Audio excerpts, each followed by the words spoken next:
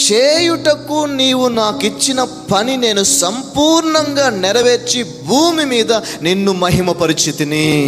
ఇది కుమారుడు చేయాల్సిన పని.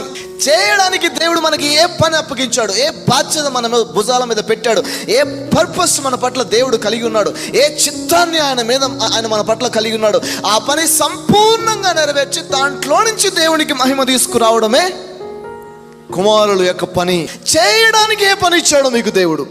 ఉద్యోగం ఇచ్చాడు, వ్యాపారం ఇచ్చాడు.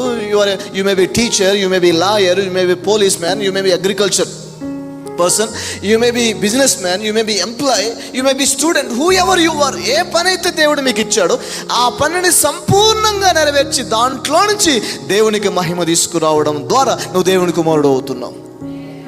అంటే మీరు బ్రతకడానికి దేవుడు గొప్ప పనిని ఇచ్చాడు.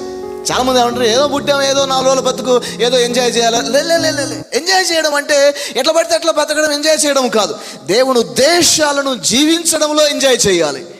అప్పుడు ఏది పడితే చేయకూడదు, ఎలా పడితే అలా బ్రతకూడదు, ఎలా పడితే అలా జీవించకూడదు. నా జీవితం నా ఇష్టం చెప్పేది no. God has a great purpose towards you. అర్ధాంతరంగా నువ్వు చనిపోవడం దేవుని ఉద్దేశం కాదు. నీ జీవితంలో చెడు వ్యసనాలకు గురైపోయి నీ జీవితాన్ని చేతులను నాశనం చేసుకోవడం దేవుని ఉద్దేశం కాదు. నువ్వు గొప్పగా బతకాలి. ఎందుకోసం ఈ భూమి మీద పుట్టావో ఆ ఉద్దేశాన్ని నెరవేర్చాలి. ఆమెన్. ఫర్ ఎగ్జాంపుల్, ఈ మైక్ ఒక వ్యక్తి తయారు చేశాడు. తయారు చేసిన తర్వాత దీన్ని ఎవ్వరూ వాడకుండా, దీన్ని ఎవరు ఉపయోగించకుండా దీన్ని ఇలాగే వదిలేస్తే దీని పర్పస్ నెరవేరినట్టేనా? నీ జీవితం చాలా విలువైంది స్నేహితులారా. దేవుడు విలువగా సృష్టించాడు నిన్ను.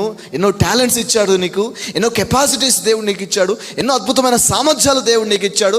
వాటితో నీ పట్ల దేవుడు కలిగిన ఉద్దేశాన్ని నువ్వు జీవించి దేవునికి మహిమ తీసుకురావాలి.